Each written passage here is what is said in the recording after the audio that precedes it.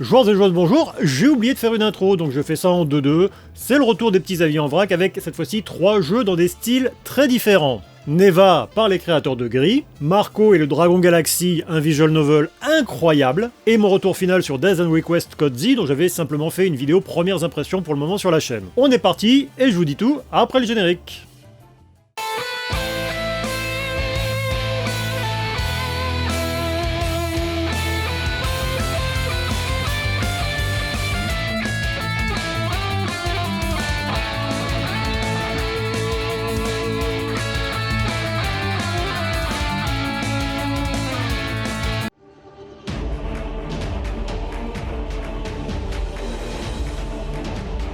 On va commencer cette vidéo avec un peu de poésie, puisque je vais vous parler de Neva, Il neige en catalan, le dernier jeu du studio espagnol Nomada, qui s'était fait connaître en 2018 grâce à son excellent jeu de plateforme Gris, ce qui était un mensonge éhonté puisque le titre était en fait en couleur. Il n'en reste pas moins que c'est un très beau jeu sur le thème du deuil. 6 ans plus tard, le studio revient avec une équipe plus grande et il nous propose Neva, un titre dans lequel on va jouer... Une jeune fille qui s'appelle Neva? Eh ben même pas, Neva c'est pas le nom de l'héroïne, c'est le nom de son compagnon à 4 pattes. Ah, décidément on ne peut pas leur faire confiance. Une équipe plus grande disais-je, pour un titre plus ambitieux, et avec une durée de vie annoncée comme étant 2 fois plus longue.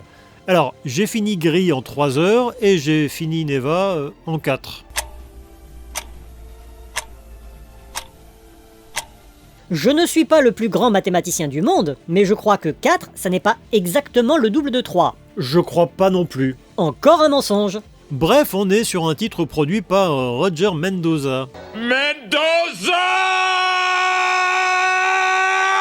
Réalisé par Konrad Rosset, qui malgré son nom est bien espagnol, avec des musiques signées par le groupe berliniste qui ne vient pourtant pas d'Allemagne. Je ne vais rien dire, mais je le pense très fort. Et donc Neva, qui a, je trouve, un nom de produit de beauté, genre un shampoing ou un savon, c'est l'histoire d'une jeune fille qui va s'occuper d'un jeune louveteau avec des cornes qu'elle va chercher à protéger de créatures étranges qui ont terrassé sa mère. C'est en tout cas ce qu'on déduit de l'introduction, le jeu étant muet dans son ensemble, la compréhension de l'histoire sera laissée à l'appréciation de chacun. Et je dis muet dans son ensemble puisque les seules paroles que vous entendrez seront lorsque l'héroïne appelle son compagnon de différentes manières, ce qui ne sera pas sans faire penser au Wanderer de The Shadow of Colossus, élant son cheval agro. Et ça n'est pas la seule référence qu'on va retrouver. Non, ça c'est clair, parce que les gens du studio Nomada se sont matés en boucle l'intégralité de la filmographie d'Hayao Miyazaki, Mononoke et Chihiro en tête, avant de se lancer dans le développement de leur jeu. Et je dis ça, mais ça n'est pas une critique, hein. À aucun moment ça ne sent la repompe, mais plutôt l'hommage. Il suffit de jouer 5 minutes au titre et de voir cette jeune fille accompagnée de ce loup aux dimensions assez étonnantes, et on ne pourra pas s'empêcher de penser à Mononoke. Si Gris était un jeu de plateforme avec un petit côté réflexion, Neva ajoute une dimension action, puisque notre héroïne dispose d'une arme pour se défendre contre 2 vilaines formes fantomatiques qui ne seront pas sans rappeler le pauvre Kaonashi, le monstre sans visage issus du voyage de Chihiro, sauf qu'ici ils seront beaucoup plus vénères et ils chercheront à vous fracasser, et quand ils vont comprendre qu'ils n'y arrivent pas avec leurs petits poings, ils vont s'y mettre à coups de parpaing comme des casseurs en fin de manif. Bref, il y a une montée, j'allais dire de la violence, non pas de la violence, mais plutôt de la difficulté, sans que ce ne soit jamais trop compliqué, et le titre n'est de toute façon pas très punitif puisque vous ne repopez jamais très loin. J'avais un peu peur en me lançant dans le jeu, ne sachant pas trop vers quoi ça allait tendre. Gris était un mélange plateforme et réflexion, et ici l'action prend le pas sur la réflexion. Elle est toujours présente, mais à un degré moindre. J'ai vu pas mal d'avis mitigés concernant Neva, et quelque part je vois d'où ils viennent. Objectivement, Neva, c'est un jeu qui est très joli. La direction artistique est magnifique, elle est très inspirée, et les références à d'autres œuvres fonctionnent parfaitement bien. La musique sait accompagner l'action quand il faut, par contre il n'y a pas vraiment de thème qui m'est resté en mémoire. Et d'un point de vue scénario, chacun est libre de l'interpréter comme il voudra. Gris parlait de deuil, au contraire ici le créateur a été marqué par la naissance de son enfant, donc Neva parle de parentalité. Et du temps qui passe. Maintenant, c'est vrai qu'il le fait plus ou moins de la même manière que Gris, et si leur première œuvre avait été peut-être pas une révolution, mais quelque chose de très surprenant, avec cette seconde création, forcément, on est moins étonné. Peut-être qu'avec une DA différente, ou un style musical sans rapport, ça lui aurait permis de se détacher de son aîné. Alors, Coupeuses et coupeurs de cheveux en 4, je vous vois venir. La DA n'est pas exactement la même. Gris avait beaucoup de lignes droites, Neva est plus dans des formes arrondies. Mais vous mettez Gris, Neva et Super Mario Bros Wonder l'un à côté de l'autre, et vous demandez à quelqu'un quels sont les deux jeux issus du même studio, ça devrait pas être trop compliqué. Bref, en l'état, c'est juste un très bon jeu, et c'est déjà très bien.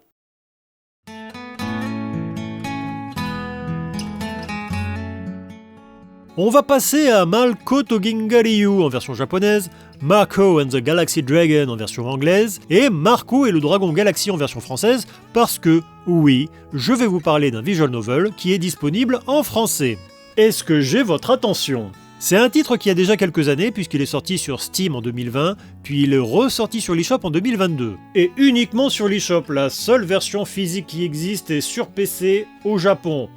Et je suis pas sûr qu'elle soit multilingue, mais en tout cas elle coûte un bras. J'avais profité d'une promo sur Steam pour le prendre cette année-là, et c'est enfin en 2025 que je me suis lancé dedans, et j'ai bien fait parce que, bordel, ce jeu est cool. On est sur un titre développé par Tokyo Toon et édité par Shirafune.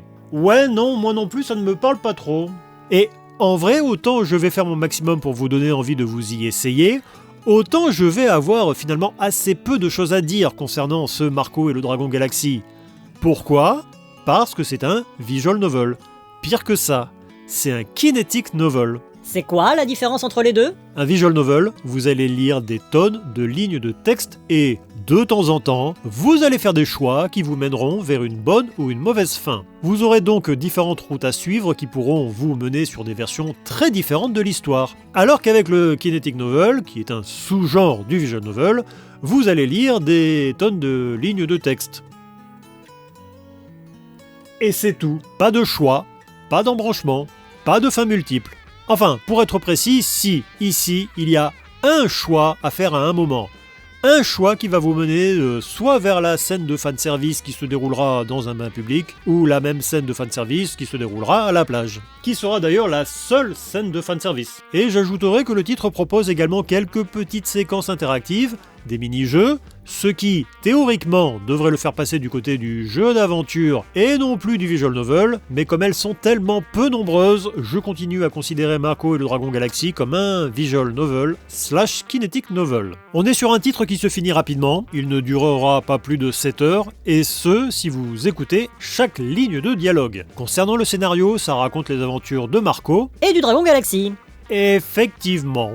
Le scénario est excessivement joyeux et surtout plein d'énergie. Ça commence avec une jeune Marco âgée de 6 ans qui est une pianiste surdouée qui voit sa mère se faire tuer sous ses yeux. Tu n'avais pas dit que c'était joyeux ? Oui, mais elle se fait tuer par des clowns. Ah, donc j'imagine que ça s'annule ? Après ça, on la retrouve quelques années plus tard. Elle a été enlevée et vit désormais dans l'espace accompagnée d'Arco, le Dragon Galaxy du titre, qui l'accompagne puisque les deux ont passé un marché. Arco aide Marco en attendant qu'elle ait suffisamment de goût pour pouvoir la dévorer. Tu maintiens vraiment que le jeu est joyeux ? Oui. Pour le reste, on est sur une histoire qui va mélanger beaucoup de choses. C'est de la SF à la base, avec Marco et Arco qui sont accompagnés de rations de survie, une tête de cochon qui vole et qu'elles se gardent sous le coude au cas où elles auraient un jour besoin d'une ration de survie. Un jour, Marco reçoit une information comme quoi sa mère serait peut-être sur Terre, donc elle décide de s'y rendre et va rencontrer différents personnages. Comme Ruri, la fille sportive bronzée, Tela, la blonde arrogante, pleine aux as, et surtout Astaroth, un Thanos-like qui veut un jour diriger l'univers. Et Marco et le Dragon Galaxy est trop bien. Si vous êtes amateur de visual novel, je vous le conseille. Mais surtout, si vous avez toujours voulu vous essayer au visual novel, je vous le conseille encore plus. Le titre a plusieurs gros avantages. Le scénario n'est pas très long. Comme je vous ai dit, il ne vous faudra pas plus de 7 heures pour en voir le bout. Et il ne va certes rien révolutionner, c'est plein de tropes des animés, mais il est suffisamment inventif pour que vous n'ayez aucune idée de ce qui vous attend. Pour être tout à fait honnête, le jeu a un petit passage à vide durant la seconde moitié, avec un délire d'invasion extraterrestre un peu chelou, mais pour le reste c'est plein d'énergie, c'est frais, et en plus c'est drôle. Et le deuxième effet qui se coule, c'est que le jeu est d'une générosité comme j'en ai rarement vu. Là, je vous parle des CG, les Computer Graphics, ces images en plein écran qui sont utilisées pour souligner un moment important de l'histoire. Un titre comme Steins Gate, que j'avais fini en 24 heures, comptait 87 CG. Là, je vous parle uniquement des images, pas des personnages et des décors. Marco et le Dragon Galaxy, qui, pour rappel, se termine en 7 heures, en propose plus de 1000. C'est-à-dire que, à la louche, 75% du temps, ce sont des images que vous ne verrez qu'une seule fois. Je n'ai jamais vu ça dans aucun autre visual novel. Je trouve que le terme de roman visuel est ici mal choisi. Pour profiter de Marco et le Dragon Galaxy, je vous invite plutôt à vous caler dans un fauteuil et à mettre les dialogues en automatique, et dans ce cas-là, votre expérience se rapprochera beaucoup plus d'un animé. Les images s'enchaînent, on est pris dans l'histoire, et de temps en temps, vous avez même de véritables petites scènes en animation qui se rajoutent, toujours très inventive, avec un style qui me rappelle beaucoup ce que fait Hiroyuki Imaishi, à savoir Gurren Lagann, Kill la Kill, ce genre de choses, et c'est génial. Ce jeu est trop cool. Si vous aimez les visual novels ou vous voulez vous y essayer, et si vous n'êtes pas allergique à l'animation japonaise, vous devez faire Marco et le Dragon Galaxy.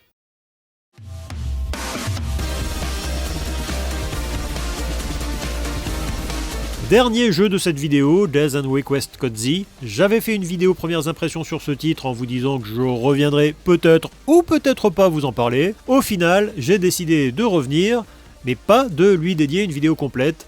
La raison étant que je l'ai abandonné malgré moi. C'est encore chelou cette histoire. Déjà, pour ceux qui n'ont pas vu la vidéo, petite présentation de ce qu'est ce Days and Request Kodzi. Il s'agit d'un spin-off de la série Days and Request, qui est une série d'ID Factory que j'aime beaucoup. Il y a eu un premier épisode en 2019 et un second en 2020. Le premier Days and Request était une espèce de Sword Art Online dans lequel on allait suivre les aventures de deux personnages, Arata Mizunashi et Shinan Nomiya, deux développeurs de jeux vidéo, le premier venant au secours de la seconde, qui s'est retrouvé coincé dans le MMORPG sur lequel il travaillait, World's Odyssey.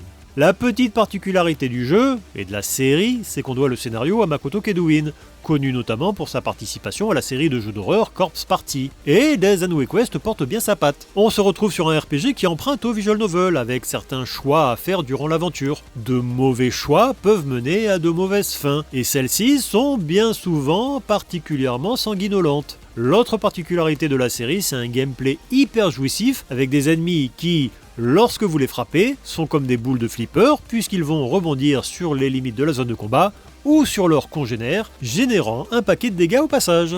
Days and Request 2 raconte les aventures de Mai Toyama, une jeune fille qui va se retrouver dans un orphelinat après qu'elle ait tué son père qui abusait d'elle. Ah oui, quand même. Ah oui, non mais Makoto Kedouin, il a toujours des bonnes idées, hein. Dans le second opus, même si on croise quelques protagonistes du premier épisode, le jeu est un stand-alone dans lequel l'héroïne va enquêter sur les événements étranges qui prennent place autour de son orphelinat. Le titre garde la même ambiance et surtout le même gameplay. Et en 2025 débarque Days and Request Kodzi. Comme je l'ai dit plus tôt, le titre est un spin-off, le scénario reprend le casting des deux premiers épisodes en ajoutant une nouvelle héroïne, et il raconte des événements alternatifs à base de mondes parallèles. C'est d'ailleurs un des premiers problèmes du jeu. Ça fait 6 ans que j'ai fait le premier opus, 5 ans que j'ai fait le second, et Kodzi part du principe qu'on se souvient de tout. Même si c'est une nouvelle histoire, le jeu se dit que vous connaissez tous les personnages et que vous vous souvenez de toutes leurs interactions. On peut jouer sans avoir tout en mémoire, mais on aura l'impression de louper certaines subtilités du scénario. Enfin, subtilité c'est un bien grand mot. Ouais, non, ça c'est sûr. On ne joue pas à un Days and Request pour la finesse de son histoire. C'est même tout l'inverse. Je suis pas un sadique dans l'âme, je ne me repais pas du malheur des autres. Ouais, des fois, certains méritent le retour du karma, mais là n'est pas la question. Mais j'avoue que j'aime bien les créations de Kedouin, c'est toujours très inventif dans la façon dont il fait souffrir ses personnages. Corpse Party était génial pour ça. Ah, la scène du mec qui se fait enterrer vivant, où tout passe par le talent du doubleur qui arrive à nous faire comprendre que le personnage est en train de se prendre des pelletées de terre dans la gueule. Ah, c'est quelque chose, hein. On peut enchaîner. Ici, on va suivre les aventures de Sayaka Iwatari qui commence l'aventure le ventre ouvert. Bon, mais passons. Elle est une Luden, un type d'intelligence artificielle qu'on croise dans l'ensemble de la série. Elle va se faire embaucher comme débogueuse dans la Iris Corporation, une société dans laquelle on retrouvera Shina Ninomiya et Mai Toyama. Je ne vais pas rentrer dans le détail du scénario, je l'ai bien aimé dans l'ensemble, j'aurais aimé aller jusqu'au bout de l'aventure, mais j'avoue que c'est le gameplay qui m'a fait jeter l'éponge. Et je m'explique. Death and Request Code Z est un dungeon RPG. Plus particulièrement, il se joue comme un Mystery Dungeon, avec une vue de 3/4 de haut, et à chaque fois que vous avancez ou que vous tapez, tous les ennemis bougent en même temps dans le donjon. Si vous ne touchez pas à la manette, personne ne bouge. Ce type de gameplay est assez proche du roguelite dans l'esprit, dans le sens où les donjons sont générés de manière aléatoire, et à chaque fois que vous mourrez, vous repartez au début. Vous avez 3 difficultés qui n'influent pas sur le niveau des ennemis, mais sur les conséquences en cas de game over. Dans le mode le plus simple, si vous mourrez, vous gardez les objets et l'expérience accumulée. Dans les modes les plus difficiles, si vous mourrez, vous perdez tout et vous avez joué pour rien. Et vous n'avez plus que vos yeux pour pleurer. Alors, il est néanmoins possible ici de rage quit puisque vous pouvez sauvegarder n'importe quand dans un donjon, ça va vous renvoyer vers l'écran de démarrage, mais quand vous rechargez votre partie, celle-ci n'est pas effacée pour autant. Évidemment, au début d'aventure, ça va être facile. Les premiers donjons vont faire 5 étages, 10 étages, ça n'est pas trop long. Mais plus vous avancez et plus ça se corse. Surtout que vous allez parfois être poursuivi par des ennemis plus coriaces que les autres qui vont popper de manière aléatoire. Ils avancent plus vite, ils peuvent frapper à distance. Vous pouvez les battre, mais généralement ils vont nécessiter que vous utilisiez pas mal de vos ressources. Et vous imaginez bien que celles-ci sont limitées. Genre vous avez 25 ou 30 emplacements pour des objets de soins, des objets pour faire des dommages aux ennemis ou pour vous défendre, et surtout des objets pour récupérer votre santé mentale. Parce que ce jeu va vous rendre fou. Tout à fait. Enfin pas vous le joueur, mais votre personnage. Vous avez une barre de points de vie qui va remonter à chaque pas, mais une jauge de santé mentale qui, elle, va baisser à chaque action. Et quand elle atteint 0, votre héroïne va se mettre à se donner des coups d'épée dans le bide, puisque c'est la seule solution qu'elle trouve pour résoudre ses problèmes. Si jamais vous n'aviez pas encore compris, ce n'est pas un jeu à mettre entre toutes les mains.